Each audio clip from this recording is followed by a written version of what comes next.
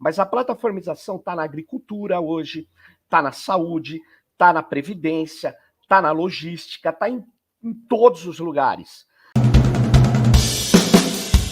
Eu vou procurar, então,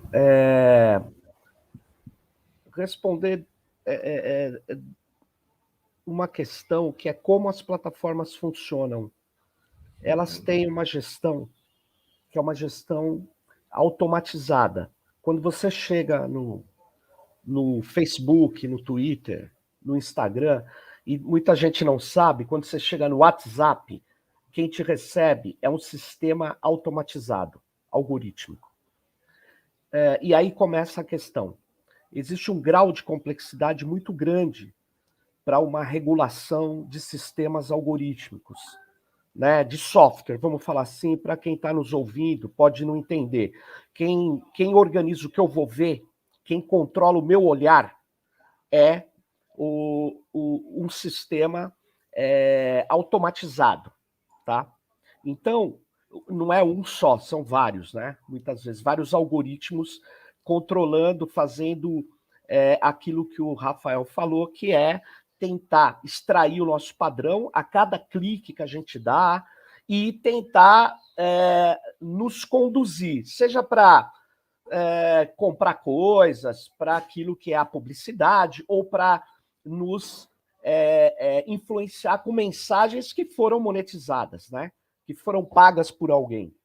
Então, eu estou simplificando bastante, mas esse é o modelo das plataformas. Uhum. E não é só na comunicação. A plataformização, só vou dar vale até discutir depois, não vai dar tempo, né? Mas a plataformização está na agricultura hoje, está na saúde, está na previdência, está na logística, está em todos os lugares. Por quê? Porque o que a plataforma faz? Ela trabalha dominando um mercado ou um segmento da sociedade. Para ficar bem claro isso, assim, ó. O que o mecanismo de busca do Google e o Uber tem em comum? É que ele tem em comum porque ele junta no mesmo lugar a oferta e demanda por algo. No caso do mecanismo de busca do Google, ele rastreia a internet pegando as ofertas de informação e você precisa de uma informação. Então, ele junta no mesmo lugar a oferta e a demanda. Então, o Uber, o que faz? Pega um motorista que precisa ganhar dinheiro com o seu carro próprio e pessoas que precisam se locomover no espaço urbano. Então, ele junta. E, a partir disso, ele não é mais uma empresa ou de informação simplesmente ou de carros. Ele é uma empresa de dados. Ele trabalha com dados, porque aí ele começa a interferir na demanda e na oferta. Ele é tendente a monopólio, porque é uma economia de rede. Então, a questão é a seguinte: que tipo de controle a gente quer fazer? De uma coisa que não é só de venda e compra, interfere nas democracias. A operação desses sistemas algorítmicos é invisível. Muitas pessoas nem sabem que funciona assim. Então, o Twitter, antes de ser comprado pelo Elon Musk, ele divulgou uma pesquisa que ele permitiu que acadêmicos fizessem, que de 7 países, só um não teve uma correlação forte na seguinte questão: os algoritmos do Twitter, principalmente eu vou falar um palavrão aqui, uma rede neural artificial, que é o que fazia a timeline ali das pessoas, oferecia as principais informações que ela iria ver. Eles privilegiavam o discurso da direita e órgãos de informação de direita em relação à esquerda. Isso não sou eu que estou falando, é o Twitter. Só que várias vezes, até o professor Virgílio, que foi citado pelo Rafael, já mostrou que o YouTube faz a mesma coisa. Então, o que está acontecendo? Há uma interferência nas atenções. Há uma interferência onde é bem diferente do Kleber, que a Ramênia falou, ou do William Bonner na Globo. Porque o Kleber ou o William Bonner, você está vendo e ouvindo o que eles estão fazendo ou o que eles estão omitindo. Já essas plataformas nos criam uma realidade paralela, porque você começa a receber conteúdo, você acha que aquilo é a maioria, que é aquilo que as pessoas estão pensando. Então, Na verdade, isso é muito perigoso para a democracia. Então, tem um aspecto político, para não falar as mesmas coisas que já foram faladas. Eu queria colocar esse aspecto e dizer: a regulação ela tem um aspecto nacional e outro internacional. O Lula foi muito feliz a falar que o mundo tem que tomar conta disso. Nós precisamos de tratados internacionais sobre isso, sobre regulação de inteligência artificial, regulação de algoritmos. A gente precisa responder uma pergunta. Para onde caminha esse tipo de tecnologia, né? Tecnologia que busca dominar a sua alma.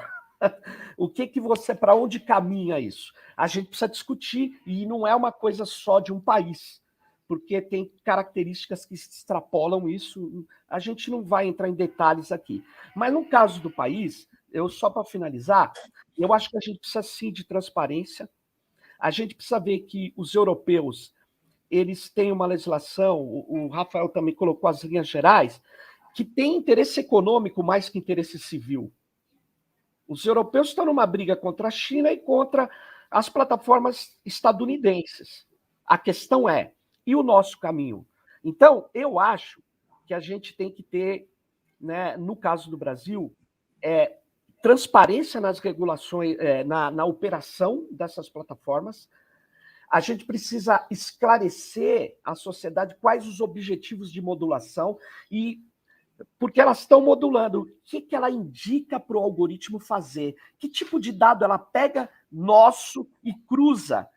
A professora Fernanda Bruno fala que essas plataformas são laboratórios. Eu sou pesquisador na Federal do ABC, toda pesquisa que eu faço tem que passar por comissão de ética. Eles estão fazendo cruzamentos sobre o nosso comportamento e não prestam contas a ninguém. Então, cara, é muito grave essa situação. Nós precisamos ter uma série de elementos que são para todas as plataformas da comunicação e de modelos de negócio em outras áreas. Essa que é a questão. Porque a plataformização nada mais é que um intermediário com uma infraestrutura digital baseada em dados. Então, nós precisamos controlar isso. E aí as pessoas, só para finalizar, as pessoas falam: a publicidade, não podemos interferir. Tem que interferir sim. Eu quero saber quanto a Coca-Cola gasta para me influenciar. Então, todo gasto civil, de grande, de pequeno, de médio, no meu modo de ver, deveria ser muito explícito quanto foi gasto. Porque isso começa a mostrar o que é o capitalismo, o que é o direito, o quanto estão gastando, seja comercial ou politicamente, para me influenciar. Eu sou a favor do siga o dinheiro também.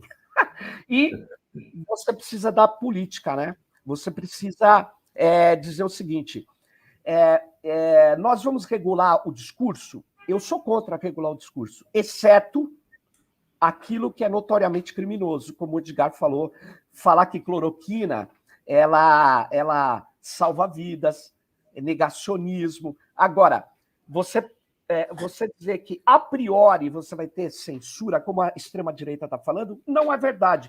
Eu não conheço ninguém que defende isso. Eu não conheço ninguém. Eu conheço pessoas que dizem que o Poder Judiciário brasileiro pode, sim, atuar sobre os discursos. E aí tem que atuar mesmo, minha opinião. Agora, uma coisa que nem está em discussão, você vai fazer uma versão prévia disso? Acho que não. Acho muito difícil de fazer, mas acho que a responsabilização e discursos notoriamente perigosos para a saúde pública, como foi na época da pandemia, criminosos, como nós estamos percebendo agora, devem ser, na verdade, responsabilizados com o devido processo legal. E aí você pode ter, sim, bloqueios algoritmos, porque tem um impacto extremamente negativo falar que não pode vacinar porque a vacina faz você virar jacaré. Aí você tem que bloquear um tipo de coisa dessa,